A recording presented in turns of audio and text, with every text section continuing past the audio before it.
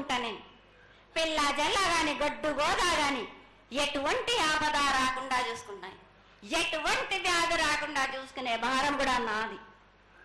అమ్మ చాలా సంతోషం తల్లి, ఇంతవరకు చక్కటి ఆశీర్వాదాన్ని ఇచ్చావు. నువ్వు ఏమి కోరుకుంటున్నావు? నీకు ఇంకా ఏమన్నా మేము చేయాల్సినది ఉన్నదా?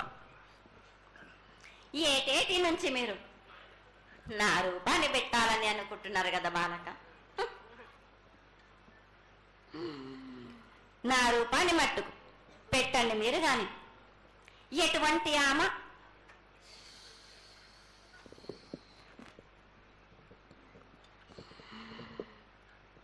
ఎవరేమి చేసినా గాని నేను మాత్రం తప్పకుండా నా రూపాన్ని శాశ్వతంగా పెట్టించుకుంటాను. ఎవరెంత అడ్డుపడ్డా గాని, ఎవరేం కోరుకున్నా గాని నా రూపం మట్టుకు తప్పనిసరిగా నేను నిలబెట్టుకుంటాను. అమ్మా ఇది ఆశీర్వాదమే కాదు, నీ ఆజ్ఞగా భావించి పెద్దలందరూ, ఆలయానికి సంబంధించిన పెద్దలందరూ దీని యొక్క ఏర్పాట్లలో సన్నద్ధమై వెనకాల కార్యక్రమాలన్నీ జరుగుతూనే ఉన్నాయి తల్లి. ఇక్కడ ఉన్నటువంటి ఆనాటి నుంచి వచ్చిన పెద్దల్లో మునిమల వాళ్ళైనటువంటి వాళ్ళందరూ ఆ దానికి సమర్థించినటువంటి ఒక పత్రాన్ని సేకరించి జగద్గురువుల నుంచి ఆమోదాన్ని తీసుకున్నారు. కేవలం నీ యొక్క ఆజ్ఞ మాకు తక్కువైంది తల్లి.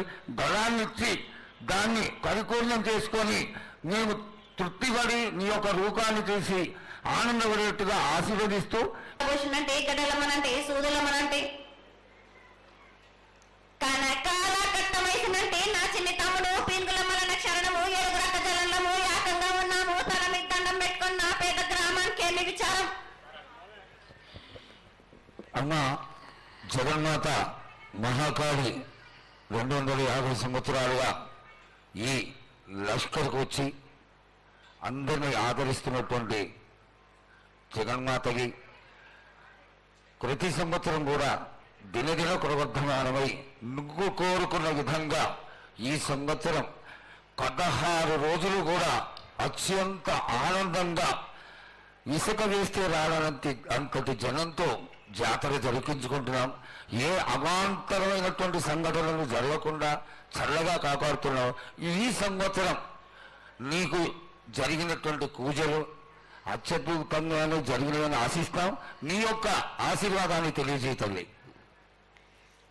ఏటేటి కంటే ఈ ఏడున సంతోషంగా ఆనందంగా అందుకున్నా.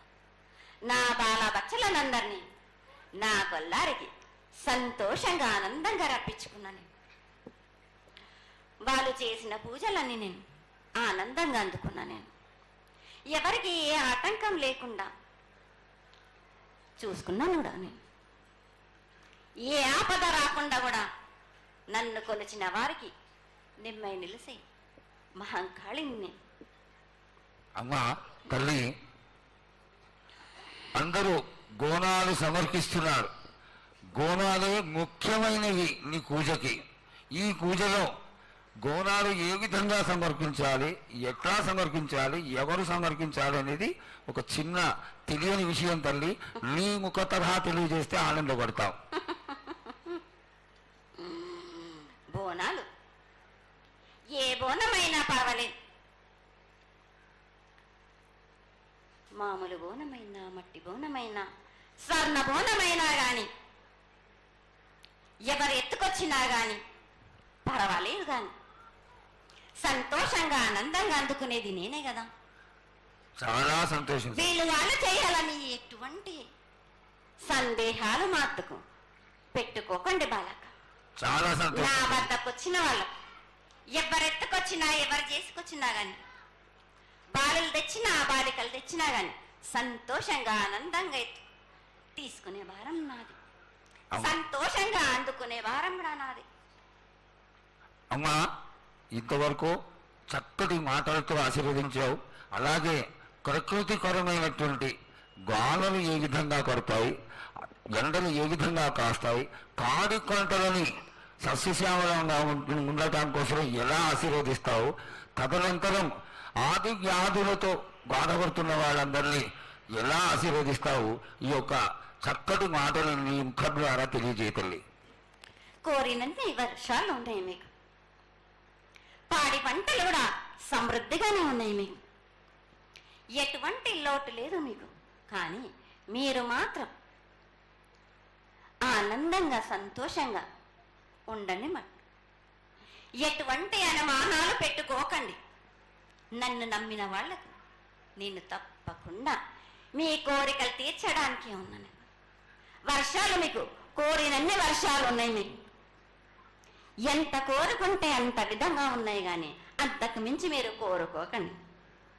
అమ్మా, నీ ఆశీర్వాద గొడవ ఉన్నంత వరకే మాకు సంభవిస్తాయి, దీనిలో ఏమాత్రం సందేహం లేదు.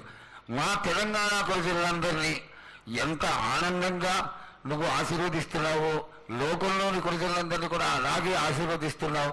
అయితే ఇక్కడ ఒక చిన్న సంశయం ఏంటంటే, ఏనాడు నిన్ను బాట కట్టాలని కాదమ్మా, దినదిన కృతమానమై ఈనాడు వందలు వేలు లక్షలు కోట్లలోకి వచ్చేసారు జనం. ఈ కోట్లలోకి వచ్చినటువంటి జనమందరూ 48 గంటలు ఎడతెరికి లేకుండా నీ దర్శనం చేసుకొని నీ యొక్క ఆశీర్వాదం పొంది నీకు పలహారాలు పండ్లు అన్నీ సమర్పించుకొని నీ తృప్తిని తెలియజేయమని వేడుకుంటున్నారు తల్లి. నన్ను దాటి రావాలంటే, నా వద్దకు రావాలంటే ఆ మాత్రం కూడా కష్టం లేకుంటే ఎట్లా బాలక? మిన్ను కాపాడేది కూడా నేనే కదా. ఎటు తిరిగి మీరు కష్టం లేకుండా ఉంటే మీరు సుమ్మరిపోతలు అయిపోతారు కదా. ఆ మాత్రం కూడా మీరు కష్టపడాలి కదా నా వద్దకు రావడానికి కూడా. కానీ సంతోషంగా మీరు ఏమి తెచ్చినా కానీ, మీరు పలహార తెచ్చినా, పండు తెచ్చినా, ఏమి తెచ్చినా, సాగ తెచ్చినా, బోనం తెచ్చినా ఆనందంగా అందుకునే భారం నా.